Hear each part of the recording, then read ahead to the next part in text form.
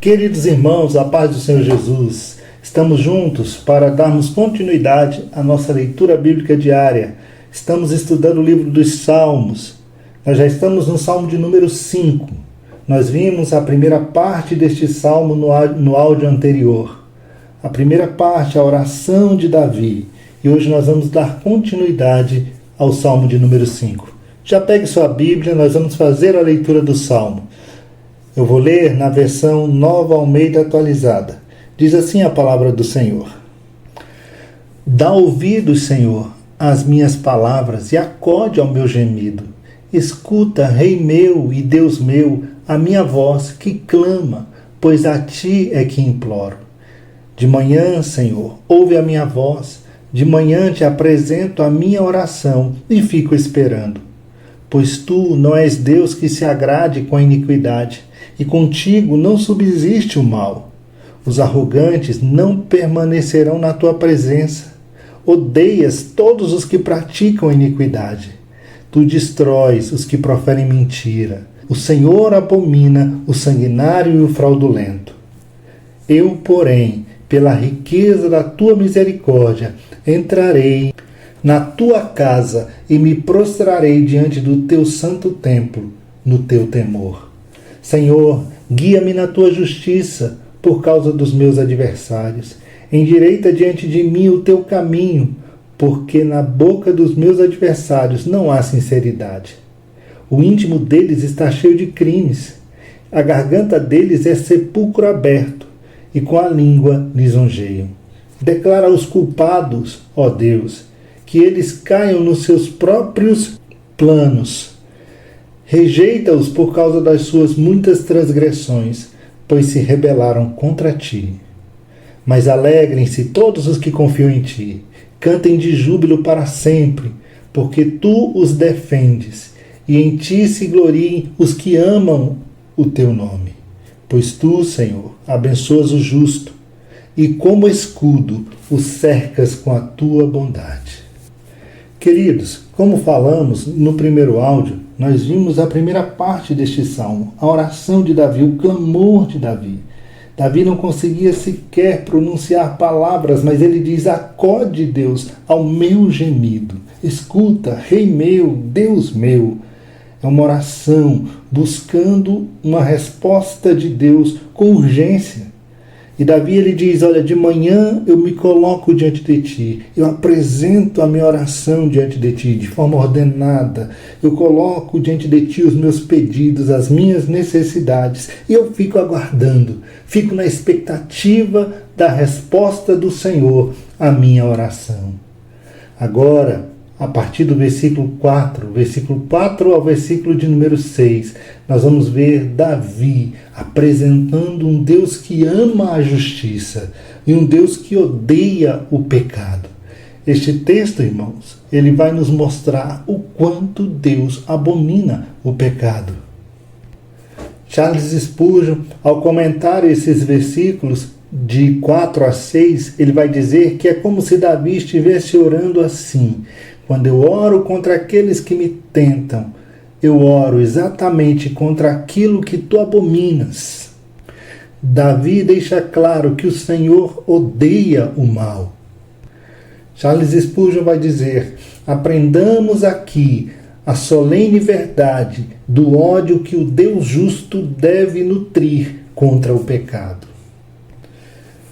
Nestes versículos, a separação entre o Senhor e o perverso, ela é estabelecida de forma gradual.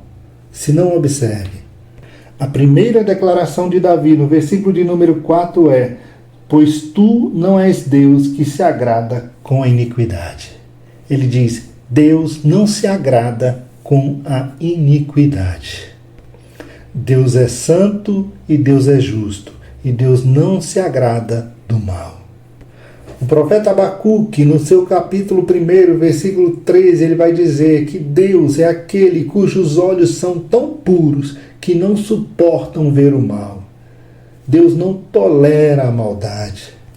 E Davi continua, e na segunda parte do versículo 4 ele diz: e contigo não subsiste o mal. Deus não habita com o mal. O mal não pode coabitar com aquele que é o supremo bem. E é por isso que pecadores rebeldes também não podem entrar na presença do Senhor. Isso nos faz lembrar o apóstolo João, lá na sua primeira epístola, capítulo 1, versículos 5 e 6, quando ele diz assim: e esta é a mensagem que dele ouvimos e transmitimos a vocês: Deus é luz e não há nele treva nenhuma. Se afirmamos que temos comunhão com ele, mas andamos nas trevas, mentimos e não praticamos a verdade. E observe o que Davi vai dizer no versículo de número 5, aqui do Salmo número 5. Ele vai dizer: os arrogantes não permanecerão na tua presença. Odeias todos os que praticam a iniquidade. Davi está dizendo: Deus lança fora todos os soberbos. Deus resiste a todos os arrogantes. Não foi assim com Lúcifer, o anjo de luz, que fora expulso do céu por causa da sua soberba? Não foi assim com Adão e Eva no jardim do Éden? Do mesmo modo, Deus não permitirá que os soberbos entrem pelos portais celestiais. Observe que o salmista diz que Deus aborrece os que praticam iniquidade. Deus não somente aborrece a iniquidade, mas ele também aborrece aqueles que a praticam.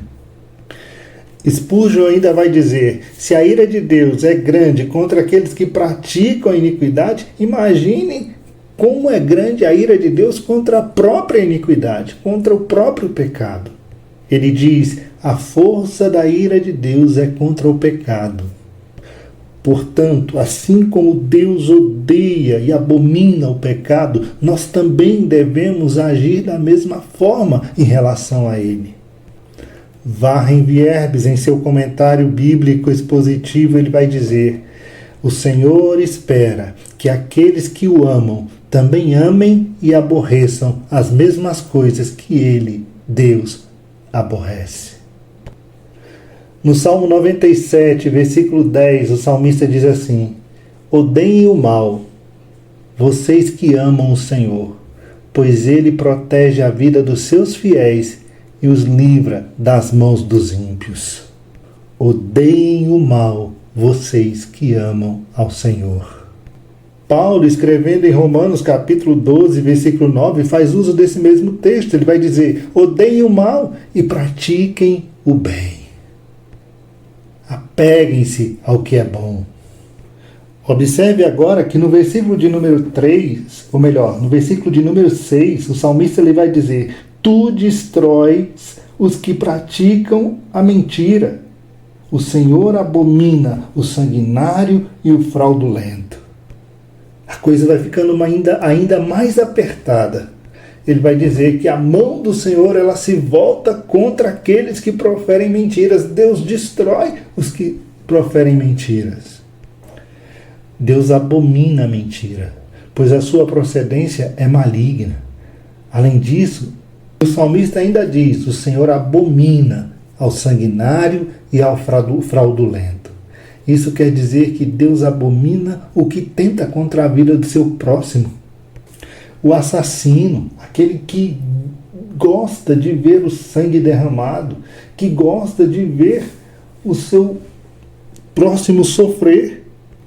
E da mesma forma Deus abomina o fraudulento, aquele que usa meios ilícitos para roubar os bens do seu próximo, para ganhar vantagem sobre o seu próximo. Observe, meus irmãos, que todas essas expressões usadas pelo salmista nos versículos 4, 5 e 6, os termos que aqui descrevem o mal e aqueles que praticam a iniquidade, são palavras que exprimem uma circunstância, ou seja, descrevem pessoas que rejeitam o reino de Deus, que vivem na prática do pecado, mas de forma deliberada. Não levam Deus em conta em seu modo de viver. Pecadores resolutos e obstinados. E o modo como essas pessoas agem já é consequência exatamente de haverem rejeitado o Senhor. E por isso serão rejeitadas pelo Senhor. Apocalipse capítulo 21, versículo 8 diz assim: Quanto, porém, aos covardes, aos incrédulos, aos abomináveis, aos assassinos, aos imorais, aos feiticeiros, aos idólatras e a todos os mentirosos, a parte que lhes cabe será no lago que está queimando com fogo e enxofre, a saber, a segunda morte. E ainda, Apocalipse capítulo 22, versículo 15, vai dizer: Ficarão de fora os cães, os feiticeiros, os impuros, os assassinos, os idólatras e todo aquele que ama e pratica a mentira. Charles Spurgeon, ao comentar esses versículos, ele vai dizer: Deus não sente uma pequena antipatia, mas profundo ódio por aqueles que praticam iniquidade. Ser odiado por Deus é algo terrível. Que sejamos fiéis em alertar os perversos ao nosso redor, pois será terrível para eles caírem nas mãos de um Deus irado. Porém, nos versículos 7 e 8, Davi vai apresentar a sua vida em contraste a tudo isso que ele falou acerca dos ímpios. No versículo 7 ele diz: Eu, porém, pela riqueza da tua misericórdia, entrarei na tua casa e me prostrarei diante do teu santo templo no teu temor. Observe que Davi aqui ele contrasta a sua própria vida com a vida dos ímpios, demonstrando o rico amor pactual de Deus para com ele e a sua sujeição ao Senhor. Primeiro fato a ser destacado aqui neste versículo é que o justo ele reconhece que somente pela misericórdia e pela graça de Deus ele pode se achegar à presença do Senhor. Foi o próprio Senhor Jesus quem disse: Eu sou o caminho, a verdade e a vida. Ninguém vem ao Pai a não ser por mim. A graça de Deus se manifestou salvadora a todos os homens por meio de Jesus Cristo. E é somente pela misericórdia de Deus que nós, miseráveis pecadores, temos acesso à presença do Senhor. Davi diz: Pela riqueza da tua misericórdia entrarei na tua casa e me prostrarei diante do teu santo templo. Davi busca abrigo na casa de Deus, no tabernáculo do Senhor. Isso porque ele anseia pela presença do Senhor. Davi é um adorador e ele diz: Eu me prostro diante do Senhor em santo temor, em reverência, diante da majestade do Senhor. É como se Davi estivesse dizendo: Olha, eu não chegarei lá pelos meus próprios méritos. Não tenho nenhuma condição de chegar lá pelos meus próprios meios, porque há em mim uma multidão de pecados, mas é pela misericórdia do Senhor. Essa expressão, riqueza da tua misericórdia, vem lá do Êxodo 34, versículo 6, quando o Senhor se revela a Moisés, lá no Monte Sinai. Ele se revelou como o Senhor Deus, misericordioso e piedoso, tardio em irar-se e grande em beneficência e em verdade. Se é pela misericórdia do Senhor, então no versículo 8 o salmista vai dizer: Senhor, guia-me na tua justiça por causa dos meus adversários. Endireita diante de mim o teu caminho. Ele diz: guia-me, conduz-me na tua justiça. É seguro caminhar quando Deus nos guia pelo caminho. Observe que ele diz: guia-me na tua justiça, não na minha, porque a nossa justiça, irmão, diante de Deus, ela não passa de trapo de imundície. É como se Davi dissesse: a minha justiça é imperfeita, mas guia-me na tua justiça, porque tu és a própria justiça. Charles Spurgeon, comentando esse texto, ele vai dizer: quando aprendermos a abrir mão do nosso próprio caminho e ansiarmos caminhar no caminho de Deus, será um jubiloso sinal de graça. E não é pequena a misericórdia quando vemos o caminho de Deus diante de nós com visão clara. Oh, meu irmão, o Deus que é santo, santo, santo e que abomina o pecado, também amou o mundo de tal maneira que deu seu Filho unigênito, para que todo aquele que nele crê não pereça, mas tenha a vida eterna. A salvação não é mérito humano. Somos salvos pelos méritos de Jesus Cristo, que assumiu a nossa culpa e foi à cruz e morreu em nosso lugar. Davi reconhece que somente pela misericórdia do Senhor é que ele pode se achegar à presença de Deus. E assim é comigo, assim é com você. Se não fosse a misericórdia do Senhor, nós, miseráveis pecadores, estávamos fadados à morte. Mas Deus, que é riquíssimo em misericórdia, pelo seu muito amor com que nos amou, estando nós mortos em nossos delitos e pecados, nos vivificou. É pela graça que somos salvos, mediante a fé. Isso não vem de nós, é dom de Deus. Vamos ficar por aqui. No próximo áudio a gente conclui o Salmo de número 5.